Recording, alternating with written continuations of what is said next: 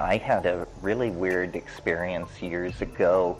I took LSD one evening with a bunch of people, and it was fairly casual and social, and smoked a bunch of weed, and this went on for a couple of hours, and it didn't really ever seem to come on, or it just seemed to be very light. And then I climbed on my motorcycle and went home and decided I would go to bed, and I decided that I would smoke one last joint before going to bed. And I had one of those stand-up electrical resistance heaters that you get in at the Salvation Army, you know, if you're a poor student. And I said, so I turned it on as I started to smoke this joint, and it was badly wired, and it made this sound like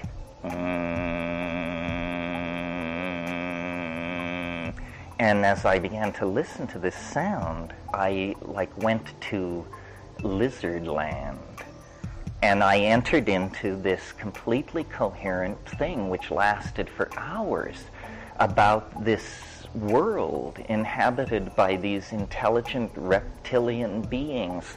And we went through their art, their history, their theories of jewelry making, their philosophy, their polity, their science, their religion, their fashion, and it was like endless stuff about this very specific reptilian world.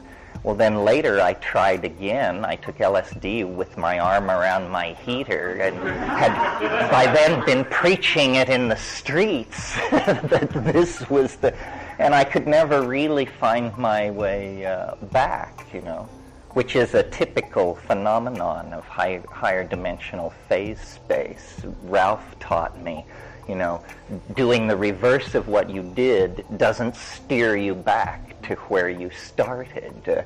You have to find your way forward through the matrix. Other things, comments. This is your last crack at me. You have to get your money's worth.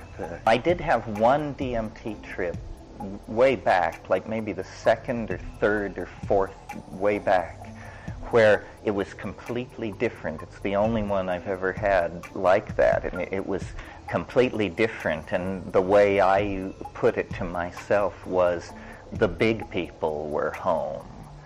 And it was an entirely different feeling. And many people, actually, I've never quite had this myself, but many people report DMT trips where they break in on an entity who is not pleased at all and demands to know how the hell you got there.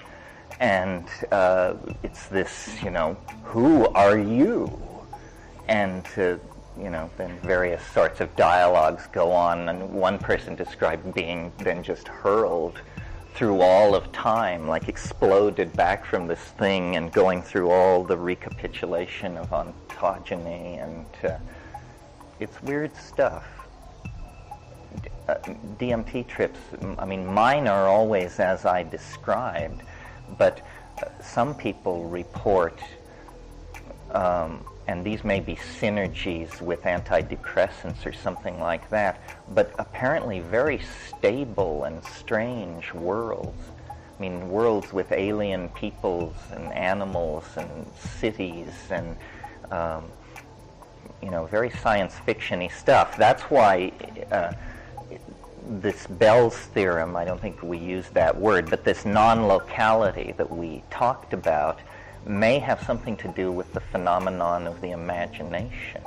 Like, it's occurred to me over the years that what we call imagination might simply be hyperdimensional perception, and you're actually seeing worlds and places that truly exist somewhere scattered through the galaxies like grains of sand, but no place you will ever contact or visit in the flesh, but that the data is somehow present.